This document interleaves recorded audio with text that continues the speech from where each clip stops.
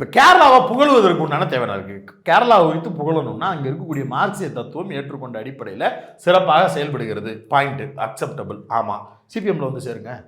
பினராயி விஜயன் அதே கட்சி தானப்பா, அதே கொள்கை தானப்பா, அதே சிபிஎம் தானப்பா. இங்கே வாப்பா, சிபிஎம்க்கு வந்து வேலை பாருங்க. இங்கே இருக்க சிபிஎம் தோழர்கள்ட்ட நல்ல டைகார்டாக ஒர்க் பண்ணீங்கன்னா திருப்பி அவங்க வந்து உங்களுக்கு ஒரு போஸ்டிங் கொடுப்பாங்க. நல்ல ஒரு அமைப்பாக கட்டமைப்பில் வளர்த்து எடுத்துகிட்டு வர்றதுக்கு வரலாம். இவர் போகும்போதே எனக்கு பொலிட்பீரோவில் சீட் இருக்கா அப்படிதான் கேட்டு வருவது. அது வேற பஞ்சாயத்து, அது தனி. ஆனால் தனிநபராக நீங்கள் எவ்வளவு சம்பாதிக்கணும், அது கட்சிக்கு எவ்வளவு கொடுக்கணுங்கிறது வரைக்கும் சிபிஎம்ல ரூல் இருக்கு. நீங்கள் ஒரு பொறுப்பில் இருக்கிறீங்கன்னா உங்களுடைய வருமானம் என்ன, உங்களுடைய குடும்ப தேவைகளுக்காக நீங்கள் என்ன செலவு பண்ணுறீங்க அப்படிங்கிறதுக்கெல்லாம் ஒரு புரோட்டோகால் வச்சுருக்கிறாங்க.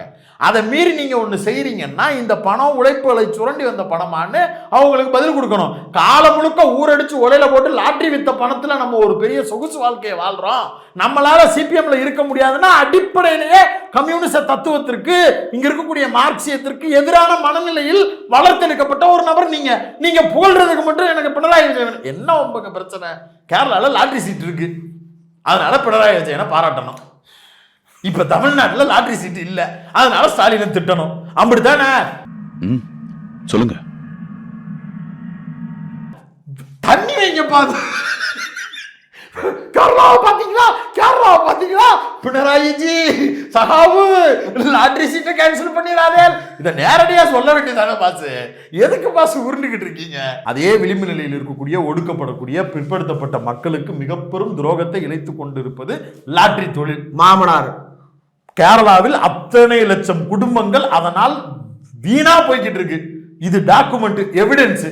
போய் சொல்லுங்க சார், லாட்ரியை தடை பண்ணுங்க. தமிழ்நாட்டில் லாட்ரி தடைன்னு ஒன்று வந்ததற்கு பிறகு அந்த மனநிலையிலிருந்து மக்களை மீட்டு எடுக்கிறதுக்கு பல்வேறு வேலைகள் பார்த்து இன்னைக்கு மீட்டு எடுத்து கொண்டு வந்து வச்சிருந்துருக்கிறோம். இந்த வேலை எதுவுமே இங்கே நடக்காம இருக்கு. கேட்க வேண்டியதானே? உண்மையிலே உங்களுக்கு கேரளா மேல கம்யூனிஸ்டுகள் மேல பாசமா இருக்குன்னா அங்க நின்று அவ பேசணும்.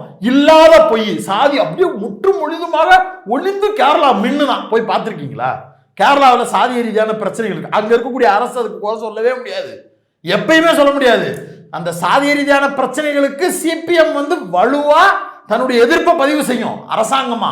அப்படி நடக்க விடாம பண்ணுவதற்கு நடவடிக்கை எடுக்கும். தமிழ்நாட்டில் அப்படியான ஒரு பிரச்சனை நடந்துச்சுன்னா உடனடியாக அந்த நபர் கைது செய்யப்படுவாங்க. அது உடனடியாக நடவடிக்கை எடுக்கப்படும். இங்க இருக்கக்கூடிய திராவிட இயக்கமோ இடதுசாரி அமைப்புகளோ அதை தொடர்ச்சியா செய்வாங்க. அதனாலதான் அந்த மக்கள் திரும்ப திரும்ப அங்க ஜெயிக்க வச்சு ஆட்சியில் உட்கார வைக்கிறாங்க. ஒன்னத்துக்கும் இல்லாத வெறுங்கையில் இருக்கக்கூடிய நீங்க விளிம்புநிலை மக்கள் பத்தி பேசுறேன், ஒடுக்கப்பட்ட மக்களுடைய நலன் பத்தி பேசுறேன்னு பேசிட்டு அவர்களை உழைப்பை சுரண்டி கொளுத்து கொண்டிருக்கக்கூடிய லாட்ரி தொழில் பண்ணிக்கிட்டு இந்த வேலையை பேசலாமா?